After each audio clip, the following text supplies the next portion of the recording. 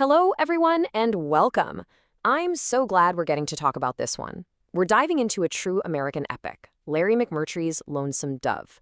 And really, it's one of those books that feels less like a story and more, I don't know, like a piece of history you can actually hold in your hands. Okay, so let's start right where the novel itself does. I mean, what an opening line.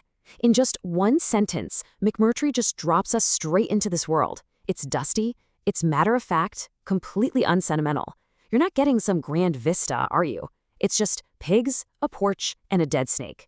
It tells you straight away this is a story about the gritty reality of the West, not some romantic myth. And this is where it all begins. Lonesome Dove. It's this tiny, sun-baked Texas border town that honestly feels more like an ending than a beginning, doesn't it? With barely 10 buildings, it's the last, sort of forgotten outpost of a fading world, just perched right on the edge of the great unknown North.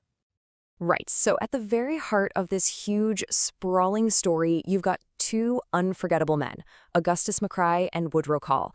They're former Texas Rangers, and their friendship, which has spanned decades, is really the central pillar holding this entire epic together. And my goodness, what a study in contrast they are. You couldn't find two more different people, could you? On one side, you've got Gus McCrae. He's the life-loving, talkative philosopher. And then on the other, there's Woodrow Call, the stoic, tireless worker who, and I love this line from the book, saves a grievance like money.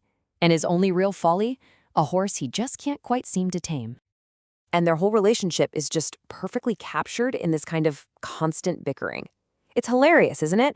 But it's also often quite poignant. This back and forth just masks such a deep, unspoken bond. You've got Call, always trying to rein Gus in, and Gus just seems to find endless amusement in all his attempts.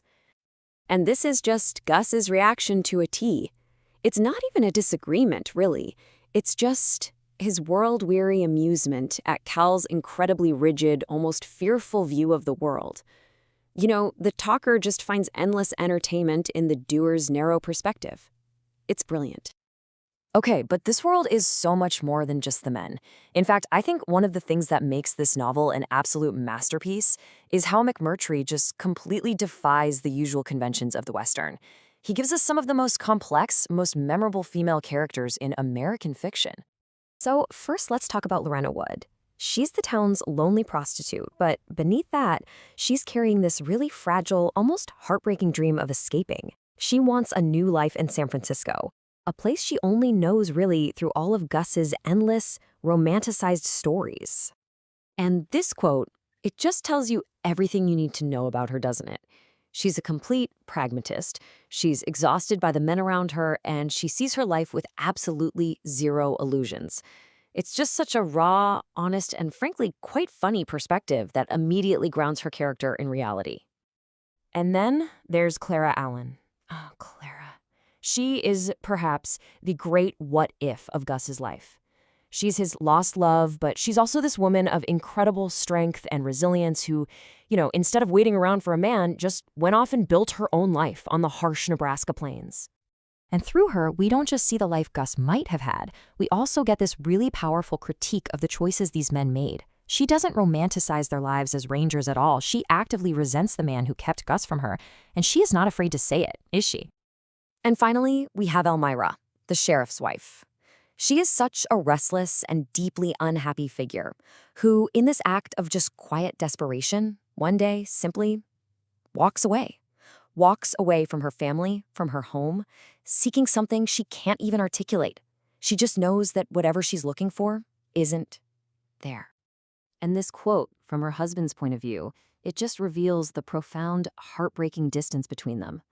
Her story is such a poignant look at that quiet desperation of people who felt utterly trapped by the roles that society and, well, the men in their lives expected them to fill. Okay, so all of this leads us to the novel's main event, the epic cattle drive. It all starts as this impulsive, almost whimsical idea from Gus, which the relentless Woodrow Call, who's just desperate for a purpose, decides to make a reality.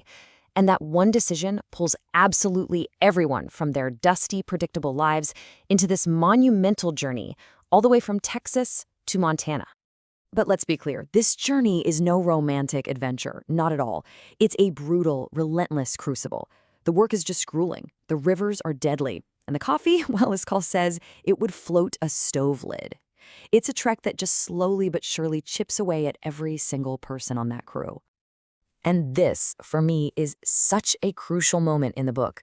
Even Call, the stoic, iron-willed man who is driving this whole enterprise, even he has these moments where he questions the very meaning of it all. I mean, if even he feels it's absurd, what on earth does that say about the entire endeavor?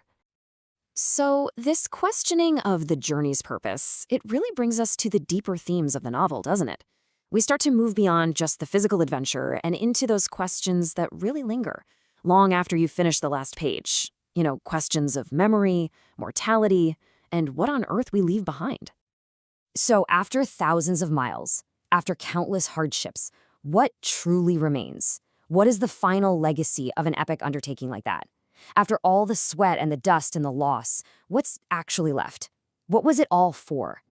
And this quote from Gus, for me, this is the philosophical heart of the entire book. It's just this profound, beautiful reflection on history, on life, on death. It's an acceptance, really, that we're all just part of this long, continuous story that's written in the very earth beneath our feet. And in the end, that grand, epic cattle drive is actually dwarfed by a much more personal journey. The story really becomes about memory and about friendship and about the extraordinary and, frankly, almost absurd lengths we will go to honor the people who shaped our lives. And so that's the question Lonesome Dove really leaves us with, isn't it? Is it the journey, or is it the destination that truly defines a life? It's such a wonderful, profound thought to ponder. What a book. Thank you all so much for joining me for this discussion today.